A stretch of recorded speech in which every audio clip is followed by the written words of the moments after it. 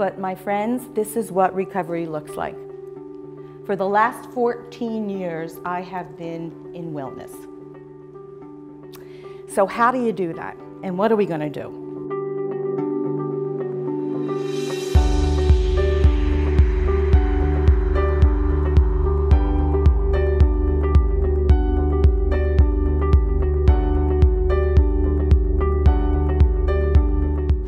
It's 1 in 4 Americans will struggle with a depression or an anxiety disorder in his or her lifetime.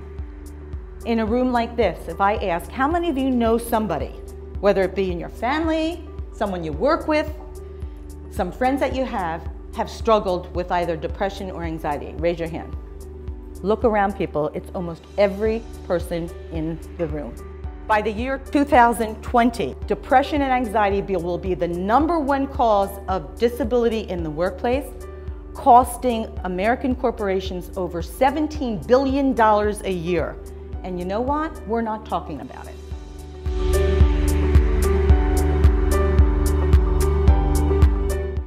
Because when you're caught with a mental health disorder, one of the things that I talk about as I travel to medical schools and nursing schools around the country is that I remember vividly the doctors planting seeds of fear and limitation in me. You should go on disability. You shouldn't work too hard. You shouldn't have anything that causes you much stress. You shouldn't do this. You shouldn't do that. I remember saying to the doctors, you have to stop shooting on me, because my life is going to be limited by you.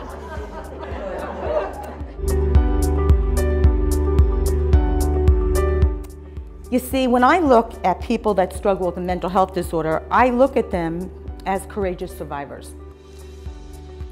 They're people that want to be accepted, not rejected. They're individuals that want to be respected, not pitied. And above all, they're individuals that want to be admired, not feared.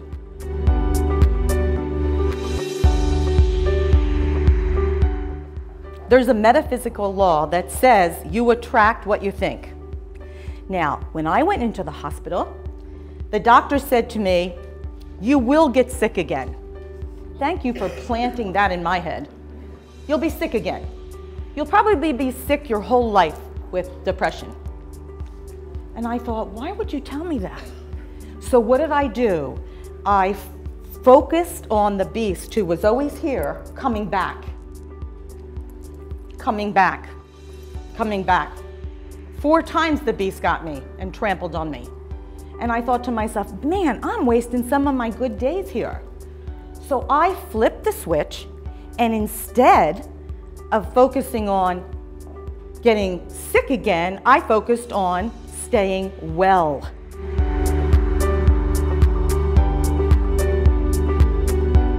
But body, mind, and soul, you need to take care of those things. Why? It makes a big difference in your ability to live life, to enjoy life to the fullest, to be productive, to be happy with yourself, to be happy with where you are in life. But all of those things take an effort. You see, there are 3 Ds that make people successful: desire, drive, and discipline. Most of us have the desire to be well. Yes, would you agree? Sure, we have the desire to be well. And many of us in this room have the drive. We get up every day and go to work and do everything we have to do, raise our children, whatever needs to be done. We have the drive, but most of us fall short on the discipline. The discipline, doing things even when you don't want to do them. Why? Because you know that they're going to keep you well.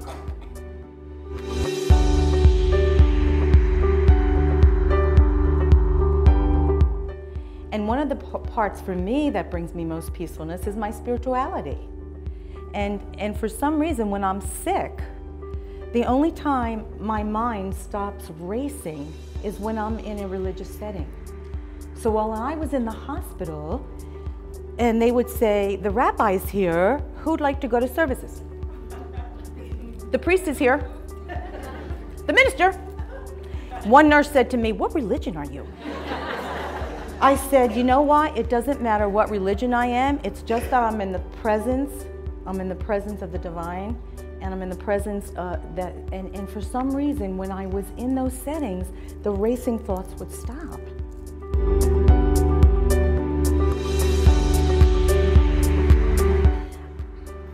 I believe that you can visit Pity City. I believe that because life sometimes isn't fair. But what I also recognize is when you stay in Pity City too long, you become a resident, all right? And I don't know about you, but I've met mayors of Pity City. Why? Because they just look at everything from a skewed version. Woe is me. The bottom line is everybody has something.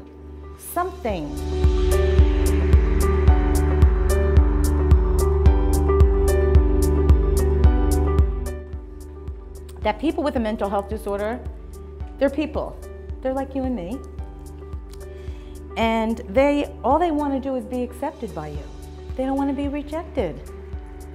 They want to be respected, not pitied.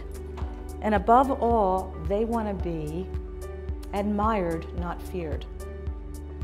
They have a little bigger hurdle to jump, but with your help and your support, they can make it to the other side. Because you know what? Life is not easy, but life is life. And knowing that makes all the difference in the world. It's been my absolute pleasure for moving back and forth.